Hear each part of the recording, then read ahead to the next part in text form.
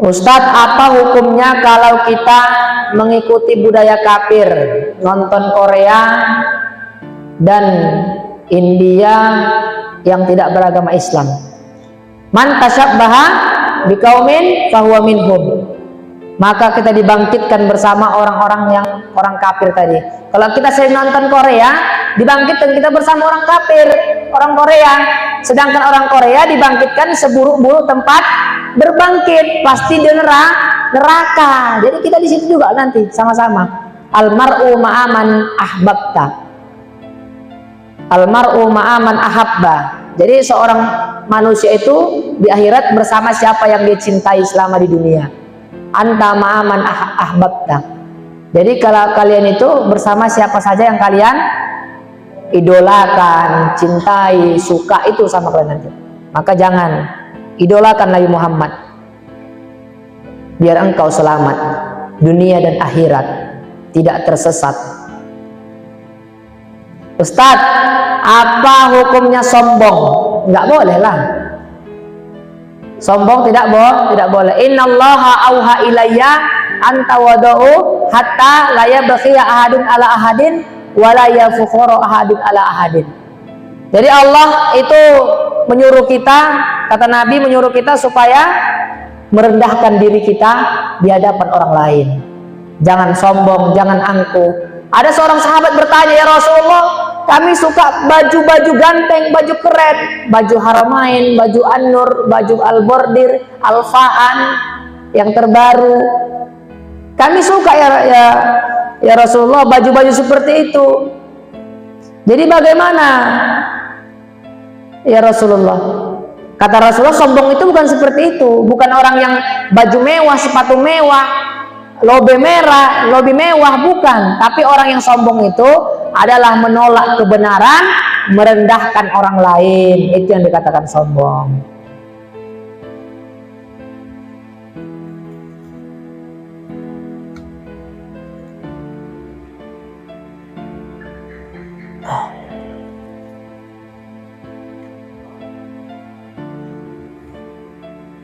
Ustadz, apa hukumnya menikahi 3 istri?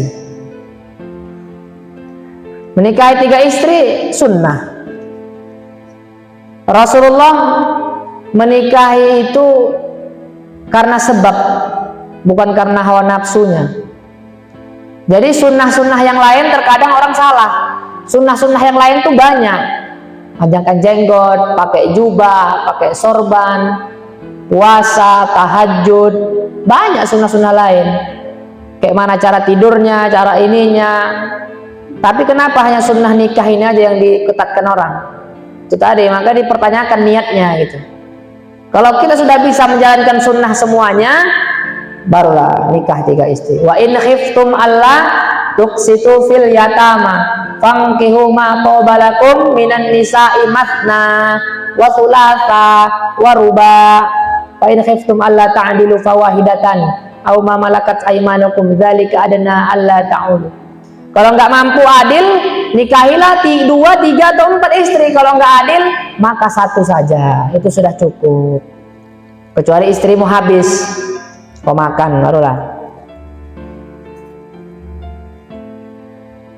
Ustadz, apakah mungkin seseorang itu bisa berubah? Ya mungkin, bisa aja. Kalau jadi Ultraman nggak tahu saya, kayaknya nggak bisa lah. Apalagi jadi Power Ranger, kayaknya nggak bisa. Tapi entah kalau di film-film. Tapi kalau berubah menjadi lebih baik ya bisa.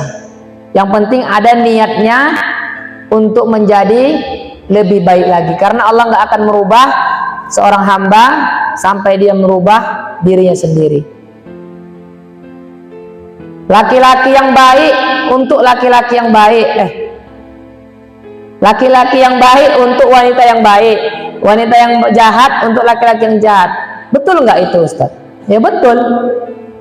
Al-khabithatu lil khabithina wal khabithuna lil khabithati wat thayyibatu lit thayyibina wat thayyibatu lit thayyibati wat thayyibuna lit thayyibati. Gitu ya. Laki-laki yang baik untuk perempuan yang baik. perempuan yang baik untuk laki-laki yang baik, laki-laki yang jahat untuk perempuan yang jahat, laki-laki yang baik untuk perempuan yang baik. Nah, gitulah. Jadi kalau misalnya, bahkan ada ulama mengatakan kalau kita laki-laki yang nggak bisa tunduk pandangan, setiap kita melihat wanita yang bukan mahram, maka jodoh kita itu dikurangi kecantikannya. Ketika kita melihat wanita yang bukan mahram, jodoh kita berkurang cantiknya. Aturan pertama dia cantik, berkurang. Maka jangan salahkan kok jodoh kita jelek nanti.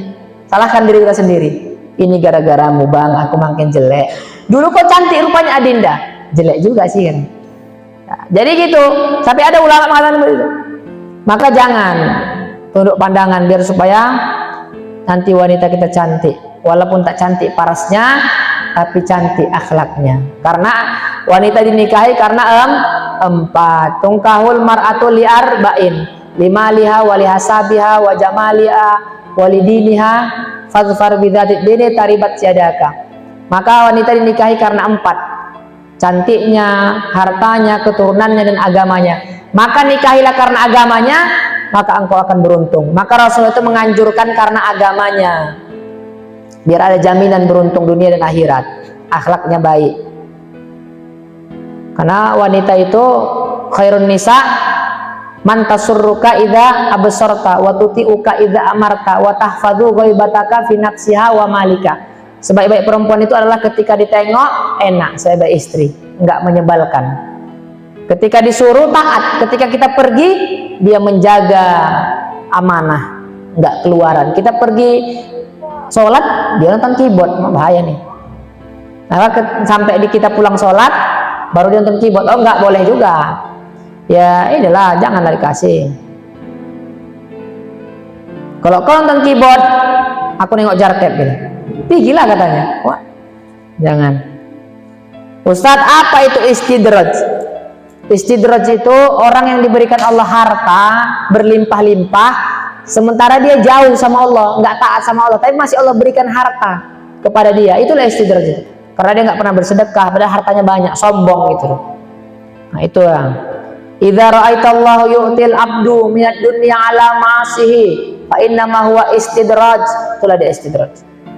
Dia dikasih duit, dikasih harta tapi nggak sedekah, tapi tetap kufur sama Allah. Begitulah istidraj. Maka jauhi.